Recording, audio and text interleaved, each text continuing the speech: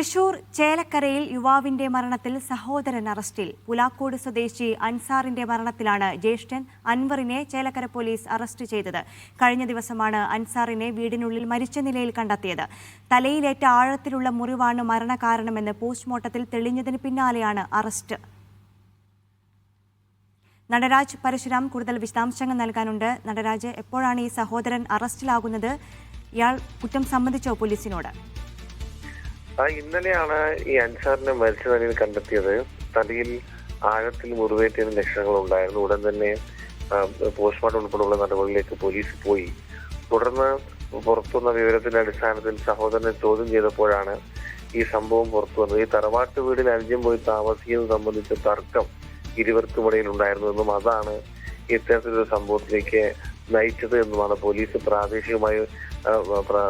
പ്രാഥമികമായി പോലീസ് മനസ്സിലാക്കുന്നത്. പുലാക്കോട് പുളിക്കൽ വീട്ടിൽ അലിയുടെ മകനാണ് അൻവർ. അൻവറിന്റെ സഹോദരൻ അൻസാറിനെയാണ് മരിച്ചതെന്ന് കണ്ടെത്തിയത്. ഇതിൽ അൻവറിന് പങ്കുണ്ടെന്ന് പോലീസ് പിന്നീട് കണ്ടെത്തുകയായിരുന്നു. ചോദ്യം ചെയ്യലിൽ അദ്ദേഹം സമയത്തതായാണ് വിവരം. മരണകാരണം തലയിൽ ആഴത്തിലുള്ള മുറിവാണെന്ന് നേരത്തെ തന്നെ വ്യക്തമായതാണ്. ഈ സംഭവത്തിൽ അൻവറിനൊപ്പം കൂടുതൽ പ്രതികളുണ്ടോ എന്ന കാര്യം പോലീസ് സംശയിക്കുന്നുണ്ട്. അൻവറിന്റെ സുഹൃത്തുക്കളെ കേന്ദ്രീകരിച്ച് അന്വേഷിക്കാനും പോലീസിന് പദ്ധതിയുണ്ട്.